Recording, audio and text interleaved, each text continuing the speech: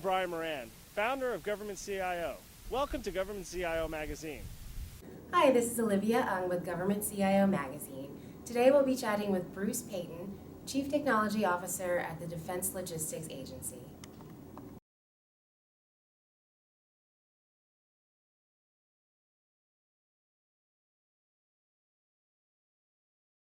I have been the Chief Technology Officer for DLA for just about 2 years now. And really one of the biggest challenges has been the pace of change that we're able to make in DOD in some areas, in introducing some technologies like mobility, cloud computing, virtual desktop infrastructure. We have a much higher bar for security and securing sensitive information in DOD than you find in the federal civilian agencies or in industry. And that has really slowed some of the introduction of these technologies. For instance, with mobility, we have to use a CAC, Common Access Card, to access any of our systems. And the pace of introducing CACs with some of the mobility devices was slow. That took us some time to do, and so we weren't able to introduce mobility products as quickly as you find in industry or in, again, the federal civilian agencies. But we are now moving out on mobility product deployment.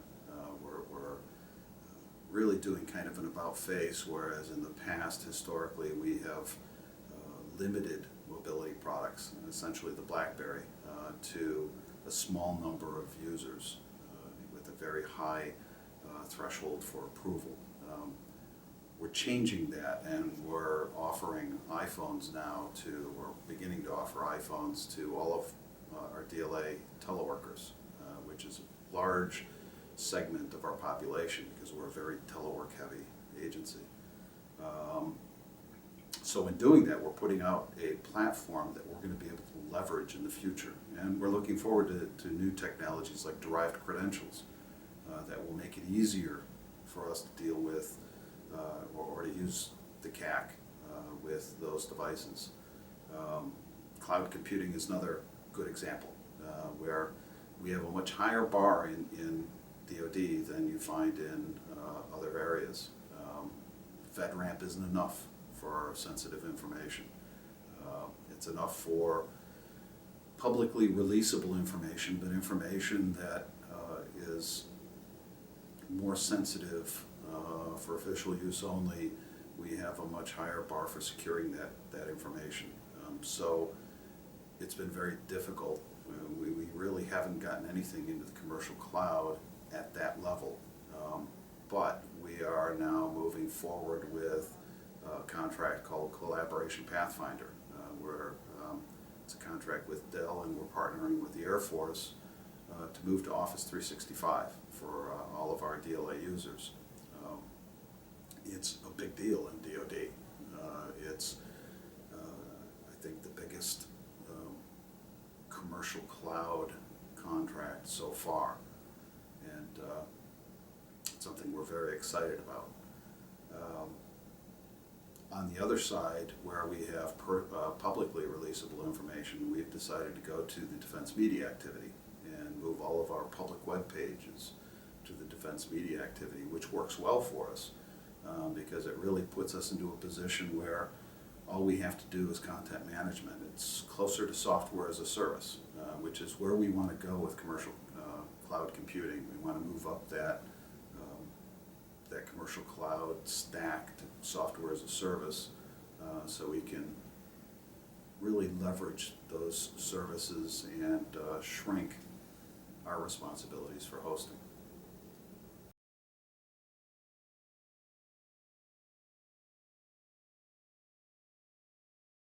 We completed our realignment in 2014, fiscal year 2014. That realignment was essential for us to be able to achieve the efficiencies and the savings that we really need to achieve in this constrained world that we all live in today. We used to be in a configuration, an organizational configuration where we had cookie cutter IT organizations at major DLA facilities, all taking the same direction, but then in some cases interpreting the directions slightly differently and coming up with slightly different solutions. So we had some redundancy, a lot of redundancy actually, in contracts, redundancy in the processes that we used, redundancy in the infrastructure. We needed to be able to standardize that to get our efficiencies, and we couldn't do that in the alignment that we were in. So we realigned to a functionally based organization, very ITIL based, with enterprise service areas rather than J6 sites. And those enterprise service areas are led by ESA directors who now have enterprise level responsibility. And really for us in J6 now, everything is enterprise. Even down to our employees around the globe, everything is enterprise. We think more like an enterprise today. It's really created more opportunity for our employees. When we hire now, we don't hire at a specific location. We actually hire into any one of 10 locations for any job. That gives employees who may be in Richmond or who may be in Columbus or who may be in Michigan or wherever, it gives them more opportunity. They've got the entire enterprise without having to actually pick up and move. And it's given us greater depth, and it's postured us so we can start to achieve those efficiencies and those savings.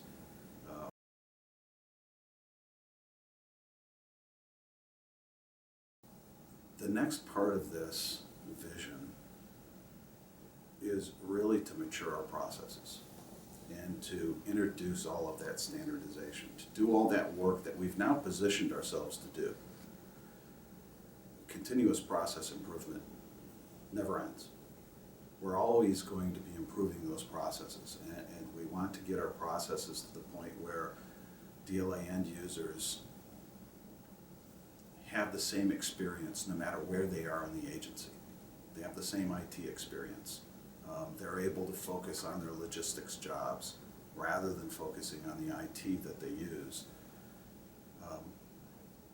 We need to get to where we standardize our infrastructure, which isn't something you can do overnight.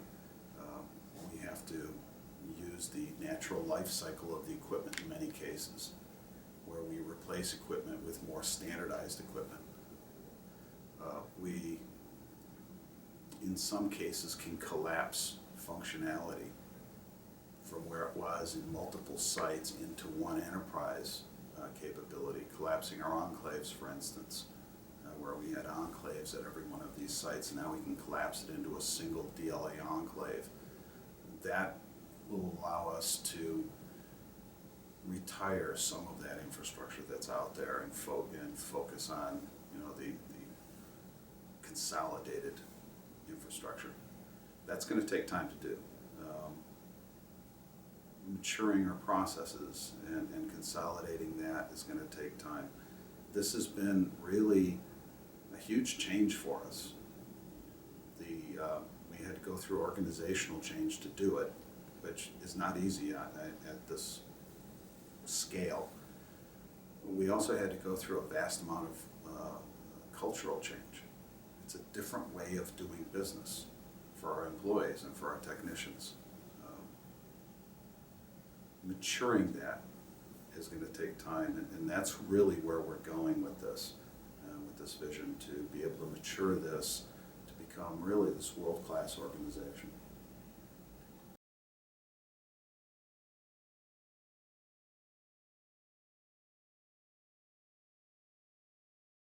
Our front door process is our single entry point for our customers to bring requirements for new capabilities, new IT capabilities, or changes to our existing systems. The process gives us a disciplined way of doing the analysis and ensuring that we have the right decision levels for those capabilities before we invest resources on those capabilities. It gives us the ability to identify where we may have existing capabilities already that we can reuse rather than building new or buying new. So it really aligns our investments with our agency priorities.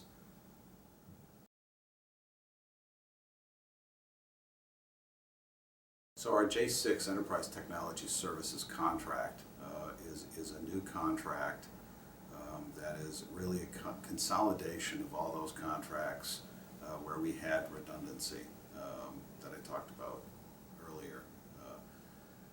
And it's in acquisition right now, so I have to be careful. I can't say too much about it. But what I can say is that it is a way for us to consolidate contracts and reduce overhead costs on contract management, to eliminate the redundancy of contracts, and to help standardize our services. It's something that those enterprise service area directors need to achieve the kinds of efficiencies that they need to achieve in their respective areas. So really that's what we're trying to do with this, the JETS contract. It's a consolidation.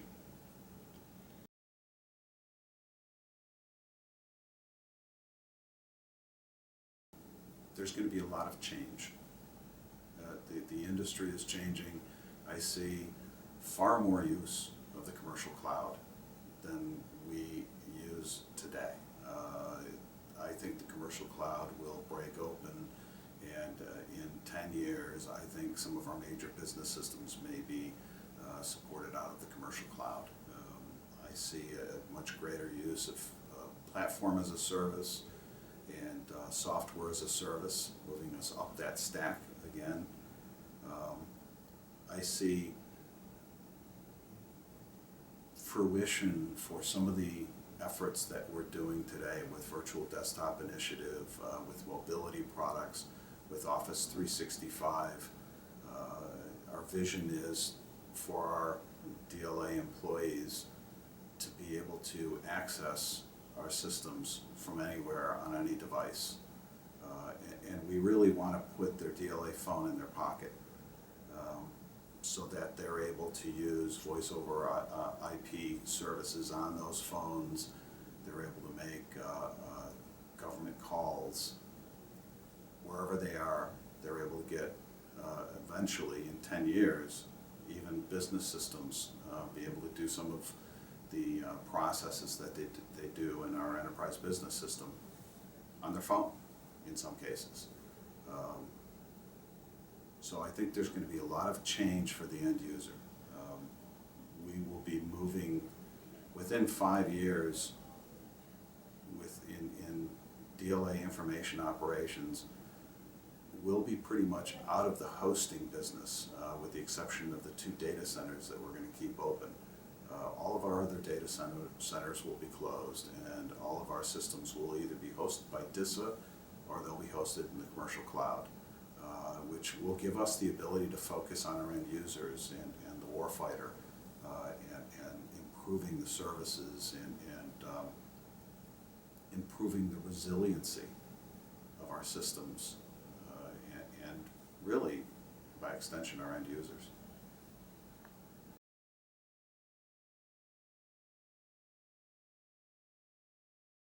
My message to the warfighter, first and foremost, is IT operations and support to the warfighter is and always has been job one in J6 information operations.